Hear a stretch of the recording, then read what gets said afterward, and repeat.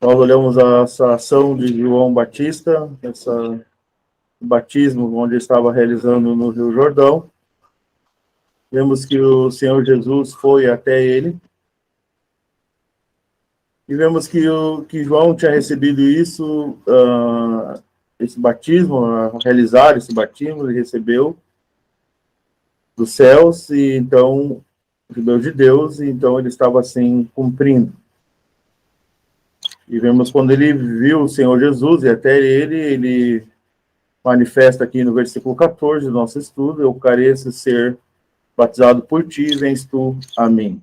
E vemos que o Senhor Jesus fala para ele: deixa por agora, porque assim nos convém cumprir toda a justiça. Então, diante dessa manifestação do Senhor Jesus, João Batista cumpre isso, o que ele recebeu de Deus para fazer. Nós já temos pensado alguma coisa, o que seria isso? Nos convém cumprir toda a justiça? Nós manifestamos algumas coisas. Penso que ele estava, tanto João Batista como o Senhor Jesus, cumprindo aquilo que eles receberam a fazer. Tanto João, como recebeu de Deus, como manifesta isso lá no Evangelho de João, capítulo 1, principalmente, como o próprio Senhor Jesus, que ele cumpriu todas as coisas que ele recebeu do Pai, recebeu de Deus para fazer. Então, os dois assim, um batizando, como o Senhor Jesus permitindo, então, ser batizado, se identificando, então, com aquele remanescente, que é um pequeno resto, um pequeno grupo, que ia até João Batista e, arrependidos dos seus pecados, então, confessavam quando permitiam ser batizados. Então, o Senhor Jesus, então, estava se identificando com aquele remanescente, porque nós sabemos que ele não tinha pecado, nele não há pecado, e isso nós encontramos nas cartas. Uma outra questão que também foi levantada foi a respeito do sacerdócio do Senhor Jesus. Esse serviço que agora ele cumpre no céu. Ele não sai livre, mas ele sim cumpre um serviço agora no céu. E nós pensamos e conversamos na semana, também na reunião, término da reunião de segunda, que seria interessante nós retomarmos ou trazermos alguns pontos a respeito dessa atividade, desse serviço que o Senhor Jesus cumpre, o que está realizando. Ele é chamado do sumo sacerdote.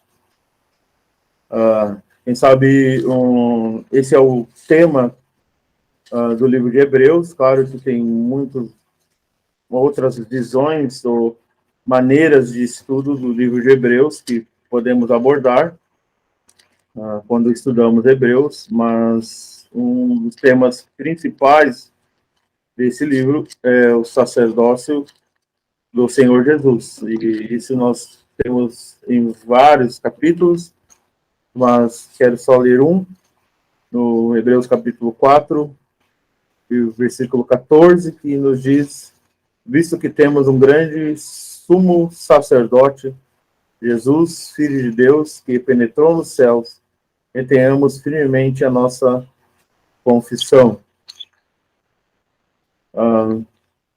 Isso é um dos recursos que nós temos nessa caminhada, nesse deserto, nesse mundo hostil, e nós temos esse grandioso recurso, esse sumo sacerdote do céu, que é o Senhor Jesus. E é um dos temas de importância nesse livro de Hebreus. Nós temos também no capítulo 5, também no capítulo 7, capítulo 8 também. Enfim, tem alguns versículos que nos falam do sacerdócio do Senhor Jesus. E sabemos também que há uma certa, e vou ter que repetir essa expressão, no passado algumas coisas foram ensinadas de uma forma equivocada, e também a oportunidade que Deus permite nós retomarmos e nessa nova caminhada. Um dos exemplos também que nós vamos conversar a respeito de João 17 também, que uma outra hora nós fomos lembrados que foi ensinado também que João 17, ali era uma oração sacerdotal, e quem sabe até muitos confundem isso, e que sabe podemos essa noite ou no decorrer dos estudos ser esclarecidos. Também quero encorajar que se há perguntas que possam ser feitas, que os irmãos possam fazer perguntas também. A gente pode achar que é uma pergunta simples, mas a pergunta mais simples, ela pode ser a dúvida grande de alguém. Então, se alguém tem alguma pergunta a respeito do batismo, também quero encorajar que possa ser feito. Antigamente, né, muitos foram ensinados, né, que seria uma idade para batismo, um limite de idade para batismo, né? E um dos versículos que era salientado a respeito disso era esse que o Senhor Jesus Cristo veio a João, né? Que nem diz em Lucas que ele, mais ou menos em seus 30 anos, aí foi estabelecido na congregação que só se batizaria pessoas a partir dos 18 anos, que era considerada a idade de maioridade aqui no Brasil, né? E outro versículo que era usado a respeito disso também, que tinha que ser adultos, né? Era em Números, onde foi contado o povo de Israel, né? No capítulo 1, versículo 20. Foram os filhos de Ruben, o primogênito de Israel, e as suas gerações, pelas suas famílias, segundo a casa de seus pais, pelo número dos nomes, cabeça por cabeça, todo varão de 20 anos para cima, todos os que podiam sair à guerra. Isso foi um assunto bem debatido, né, para que fosse limitado o batismo, não o batismo de bebês, que nem os cristãos fazem, né? Mas sim, a católica faz. Mas sim que nós só poderíamos batizar alguém com acima de 18 anos. Teria algo que na Sagrada Escritura limitasse a idade ou não? Usar um princípio que é válido não só nessa questão do batismo, da idade do batismo, mas em tudo. Não devemos jamais tirar uma frase, um versículo que apoia o nosso modo de ver de algo, tirar esse versículo do contexto para utilizá-lo para fins particulares, para apoiar uma ideia, uma opinião particular. Sempre procurar entender o contexto e aplicar isso dentro desse contexto. Em Números, capítulo 1, está falando do batismo? Com certeza que não. Está falando da guerra, e de uma guerra física. Claro, se nós aplicarmos isso agora ao âmbito espiritual, ali também temos guerras que precisam ser lutadas, e o que podemos, em todos os casos, aplicar, sim, é a necessidade de haver certa maturidade, de haver certo conhecimento para essa guerra. E em relação à idade do Senhor Jesus, não sei, me desculpe, mas é um negócio bastante estranho. Se o Senhor Jesus estava por volta de 30 anos, então por que estabelecer 18? Eu não entendi muito bem essa relação aí, acho que algo não está batendo aí. E isso mostra que tomar um versículo assim para, em cima disso, construir uma doutrina sempre perigoso. E, mais uma vez, precisamos separar ou distinguir melhor cada tema, cada assunto e o seu significado também. Qual é o significado do batismo cristão?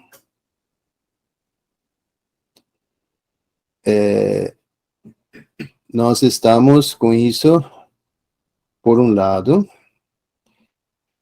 sendo sepultados com Cristo, nos identificando com a morte de Cristo, Romanos capítulo 6. Esse é um significado, mas também o batismo significa se tornar discípulo. Isso nós podemos conferir em Mateus 28, 20. Ali o Senhor Jesus manda pregar o evangelho e fazer discípulos, batizando-os. Um discípulo se faz mediante o batismo. Se esse discípulo é genuíno ou não, é outra questão. Se é salvo ou não, é outro assunto. Mas o batismo faz discípulos. E também, isso nós podemos ver em outras passagens, mas não vou entrar em detalhes, pois senão o tempo não vai dar. Em relação a esta terra, o batismo nos salva. Em outras palavras, o batismo, mediante o batismo nós entramos no âmbito onde o Senhor Jesus governa, impera. Saímos do âmbito de Satanás e entramos no âmbito do Senhor Jesus. Então, sobre esses dois últimos aspectos, discípulo e entrarmos no âmbito cristão, e repito, ambos os casos, a pessoa pode ser salva genuinamente ou não. Então, visto esses dois últimos pontos, o discípulo e entrar no âmbito cristão, isso é aplicável ao batismo de bebês. O bebê, então, sendo batizado, ele entra, claro, sem o conhecimento dele, no âmbito cristão. Ele passa a ser, entre aspas, cristão. Por que entre aspas? Porque ele não tem condições de conhecer a salvação. Mas exteriormente, ele está no âmbito cristão. Então, sob esse ponto de vista, sob essa perspectiva, é que o batismo de bebês é praticado e apenas sob essa perspectiva não há um empecilho baseado na Escritura. Talvez o que eu estou dizendo possa parecer bastante novo ou até mesmo, não sei, pode até surpreender, mas do ponto de vista exterior, em relação à confissão apenas cristã, isso é dessa forma. Mas não é assim que nós praticamos o batismo, e isso é bom, pois o batismo presume uma conversão que tenha acontecido. E então, mediante o batismo, nós testificamos publicamente que estamos nos colocando do lado do Senhor Jesus, morremos e estamos sendo sepultados com o Senhor Jesus, e dessa forma passamos a seguir a Ele. E pensando em tudo isso, são mais razões para não confundir o batismo de João com o batismo cristão, e muito menos o batismo do Senhor Jesus, pois ele não tinha pecado, e no caso, aqueles judeus lá confessavam seus pecados e eram batizados. O Senhor Jesus não precisava fazer isso, pois não tinha pecado, mas ainda assim ele diz, nos convém cumprir com toda a justiça. Ele cumpriu a justiça quanto à lei, ele cumpriu a justiça quanto à vontade de Deus, ele veio fazer a vontade de Deus, ele se humilhou, ele se rebaixou, ele se identificou com aqueles poucos lá que confessavam seus pecados, que estavam esperando pelo Messias, e assim ele também iniciou o seu caminho, já cumprindo com toda a justiça, sendo imediatamente destacado por Deus Pai, com a voz que veio a seguir. Eu sei que é muita informação para pouco tempo, mas caso os irmãos queiram discorrer sobre algum ponto mais, fiquem à vontade. Lembrando dos tempos passados, a argumentação de Números, capítulo 1, era para reforçar o fato de que, comparando aí a idade do Senhor Jesus, que tinha aproximadamente 30 anos, e lá em Números era com 18, a argumentação era que tratava-se de pessoas que eram responsáveis por si, que poderiam responder por si, que outras pessoas não falariam por eles. Essa era a argumentação. Mas, mesmo assim, mesmo diante desta argumentação, isto não está correto, não há uma idade estabelecida para o batismo, como já foi mencionado. Na carta aos Romanos, capítulo 6, e versículo 13, diz assim: ou não sabeis que todos quantos fomos batizados em Jesus Cristo, fomos batizados na sua morte. Então, a palavra não sabeis, as palavras não sabeis,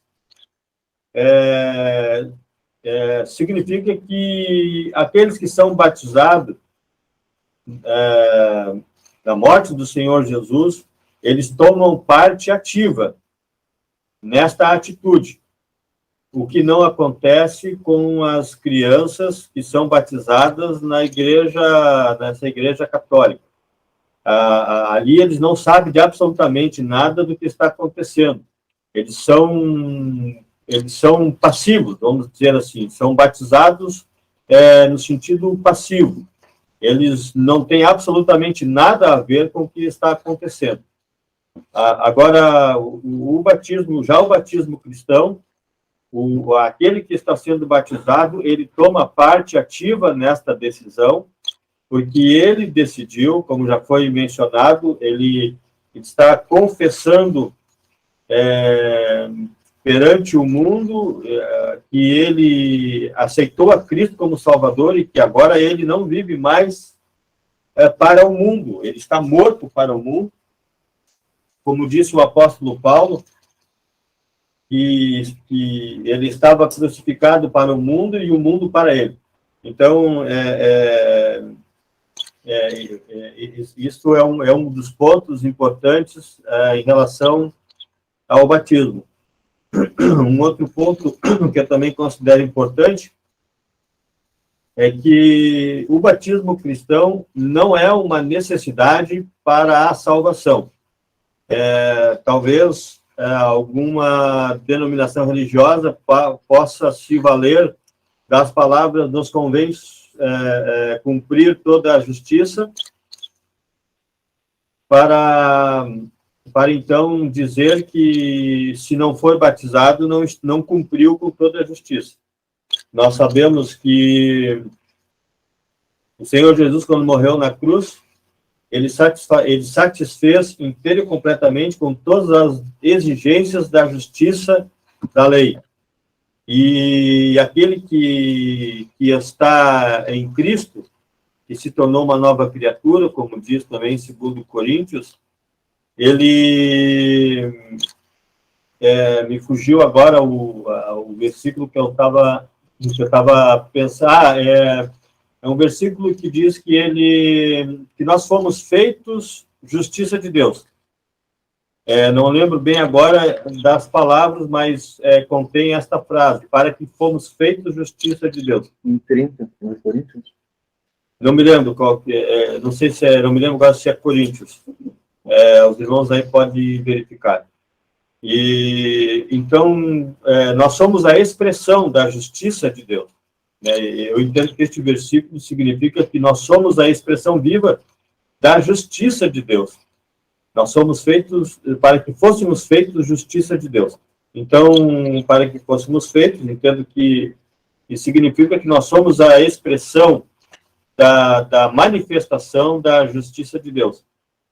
Nós éramos pecadores perdidos e agora fomos salvos pela fé no Senhor Jesus, que morreu pelos nossos pecados. Uma outra coisa importante em relação ao batismo também é que, quando nós vemos lá em Marcos, deixa eu dar uma olhada lá em Marcos 16, Marcos 16, e versículo 15, e disse-lhes: ide por todo o mundo, pregai o evangelho a toda criatura. Quem crer e for batizado será salvo, mas quem não crer será condenado. Então, crer e for batizado. Mais uma vez, quero dizer que o batismo não é uma condição para a salvação, porque no final do versículo 16 diz: mas quem não crer será condenado. Ele não está dizendo que quem não foi batizado será condenado. Nós sabemos que o malfeitor na cruz, ele não teve tempo para ser batizado. Mas é importante que estas duas coisas são colocadas juntas: crer e ser batizado. Então, eu creio que Deus não prevê um cristão vivendo neste mundo sem ser batizado. O Evangelho prevê isso. Ele prevê o crer no Senhor Jesus para a salvação e o batismo para, então, pelo qual, então, ele testifica diante do mundo que ele é um cristão, que ele é um discípulo do Senhor Jesus, que ele está morto para o mundo e que vive para o Senhor. Então, há muitas coisas interessantes e importantes em relação ao batismo. Posso até lembrar de que, quando fui batizado, eu não fazia eu não fazia a ideia do quanto, de tudo que eu estava falando naquele ato quando eu fui batizado. Mas uma coisa eu sabia, que eu queria seguir o Senhor Jesus, e que eu queria fazer a sua vontade. Então, eu creio que este é o primeiro passo, que também ele é um ato de obediência, né? Ser batizado também é um ato de obediência, mas ele não deve ser feito sem que o crente esteja verdadeiramente tomando parte ativa nele.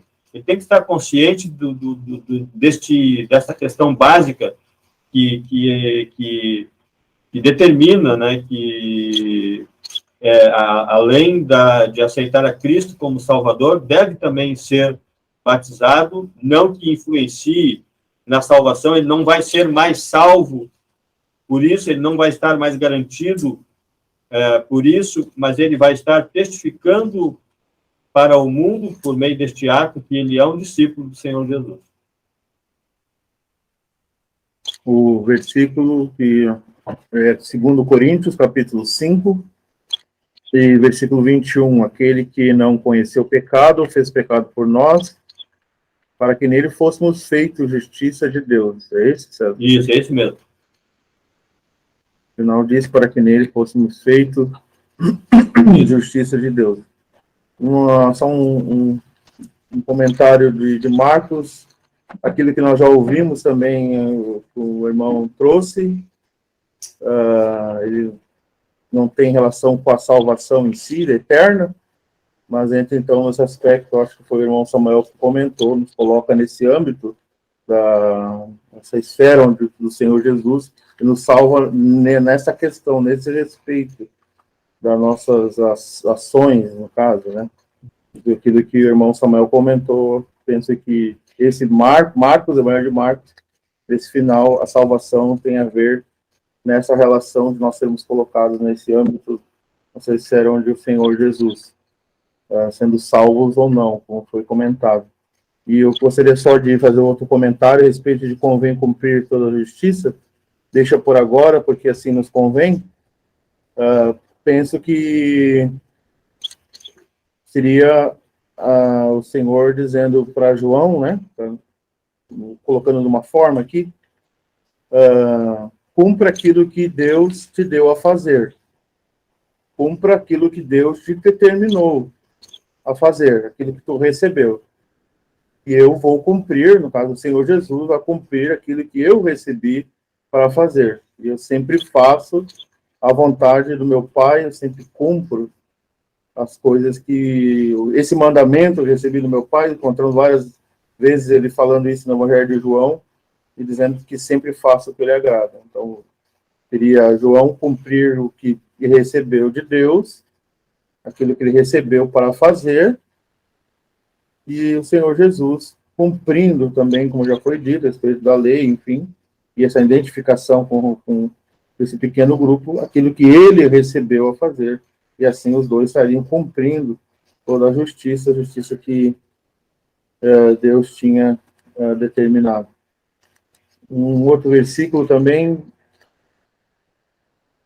a respeito de entendimento, ou a respeito do batismo, embora aqui em 1 Coríntios 10 não está falando a respeito de batismo,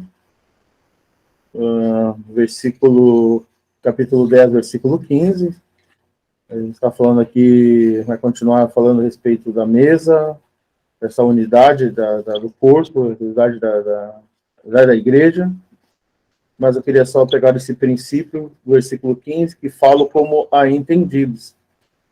Julgai vós mesmos o que digo, falo como a entendidos. Então, também penso que não é um pré-requisito para o batismo, não é isso, mas que tenha mínimo de entendimento naquilo que está fazendo.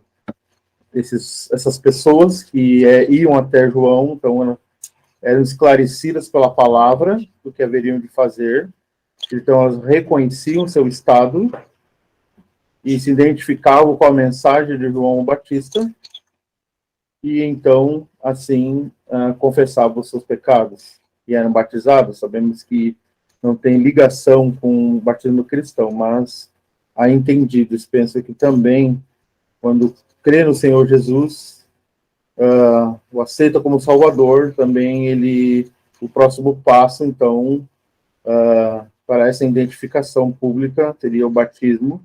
Então, ele tem esse entendimento disso, e ele quer, então, se identificar com o Senhor. Então, assim como ele tem esse entendimento através das Escrituras, assim ele o faz.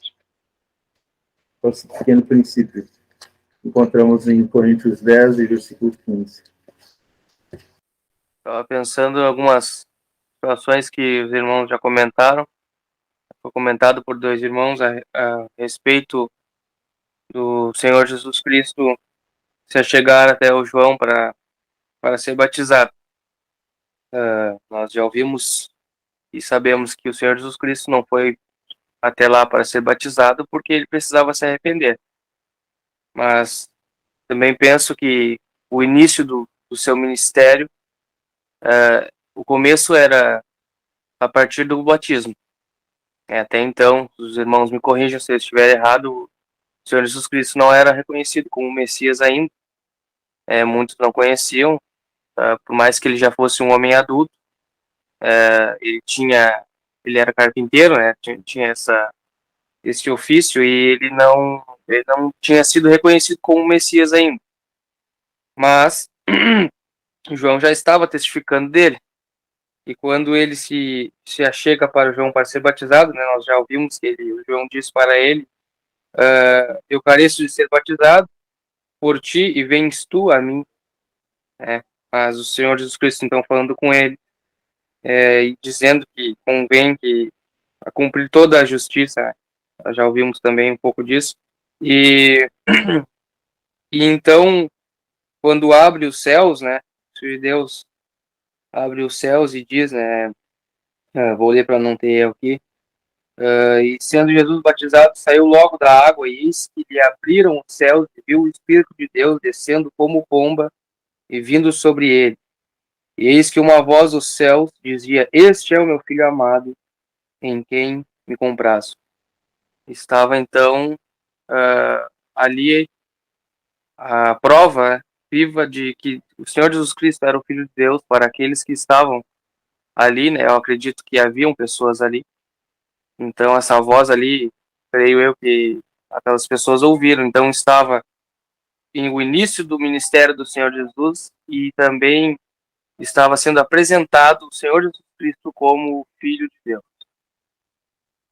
Realmente, como Filho de Deus, ele foi apresentado nesse momento e posteriormente em outras ocasiões também foi comprovado isso, mas não como Messias, porque para ser apresentado como Messias há muitas profecias que dizem respeito a isso e que evidentemente não se cumpriram naquele dia ali no Jordão.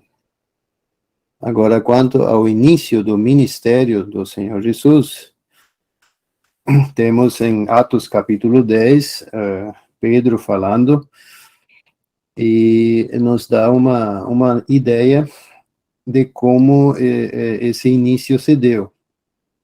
Atos capítulo 10, versículo 37, esta palavra, vós bem sabeis, veio por toda a Judéia, começando pela Galileia, depois do batismo que João pregou. Como Deus ungiu a Jesus de Nazaré com o Espírito Santo e com virtude, o qual andou fazendo bem e curando a todos os oprimidos do diabo, porque Deus era com ele. Aqui o apóstolo Pedro estabelece o início do ministério do Senhor Jesus mediante a unção com o Espírito Santo, que é o que vemos após o batismo. Não era o batismo propriamente que determinava o início, e sim a unção com o Espírito Santo. embora são acontecimentos concomitantes, mas devemos distingui-los, pois tem um significado diferente. E eu queria só aproveitar rapidinho a menção que Royce fez do versículo em 1 Coríntios 10, e também o que foi dito a respeito de Marcos 16:16. Crer e ser batizado anda junto, isso é o normal. Agora, crer, ser batizado e partir o pão, isso não necessariamente anda junto. E creio que esse era o problema maior ali em Alvorada, e o é também em outros lugares, que se associam o batismo com a ceia.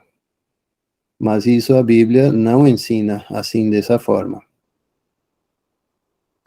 Para o batismo, o pré-requisito é ser salvo, ser realmente, ter nascido de novo, e ter o mínimo de conhecimento do que o batismo significa. Ou seja, alguém tem que explicar para a pessoa o que o batismo cristão significa, para fazer isso conscientemente, como foi dito. Mas alguns exemplos do livro de Atos nos mostram que o crer e ser batizado andava imediatamente junto. Lembramos, por exemplo, do eunuco. Ele foi evangelizado, creu e já se batizou. Agora, batismo e ceia, devemos desassociar essas duas coisas. Porque, como foi lido em 1 Coríntios 10, está falando da mesa do Senhor, e logo a seguir da ceia, e aí sim o apóstolo diz, falo como a entendidos. Aí, para participarmos dos emblemas da ceia, da mesa do Senhor, é necessário um conhecimento, claro que não aprofundado, mas um conhecimento básico do que isso significa, e aí sim, a responsabilidade que isso implica. Foi mencionado que a idade de 20 anos ou de 18 anos estava sempre associada à responsabilidade, porque também a ceia estava associada ao batismo. A ceia, sim, requer, ou implica, melhor dizendo, em responsabilidade, em privilégio por um lado e responsabilidade pelo outro. Com isso, não estou dizendo que agora ninguém abaixo de 18 pode partir o pão, claro que não. Até porque padronizar isso também é algo contrário às Escrituras. Existem pessoas que nasceram de novo, jovens, e que têm uma maturidade espiritual que lhes permite partir o pão tranquilamente. Agora, tem outros que não têm maturidade espiritual, podem ter 30, 40, 50 anos de idade física, talvez alguns anos de convertido, mas não tem maturidade, não tem conhecimento, não tem percepção e, portanto, não tem responsabilidade. Então, um princípio é: não podemos e não devemos estabelecer um padrão igual para todos. Cada caso deve ser considerado separadamente, e crer e ser batizado anda junto. Batizar-se é um ato de obediência, e não fazê-lo é um ato de desobediência. E partir o pão é algo que requer um mínimo de conhecimento acerca do significado disso, pois traz consigo responsabilidades que a pessoa, o crente em questão tem que conhecer também para corresponder a essas responsabilidades. Umas coisas que nós temos comentado, até os irmãos que nos acompanham online, eles não conseguem ter a dimensão de ver as expressões, enfim, ou as manifestações, mas só para dar um termômetro que estamos passando, nós não estamos com pressa de evoluir nos estudos, no sentido de que temos que terminar o capítulo.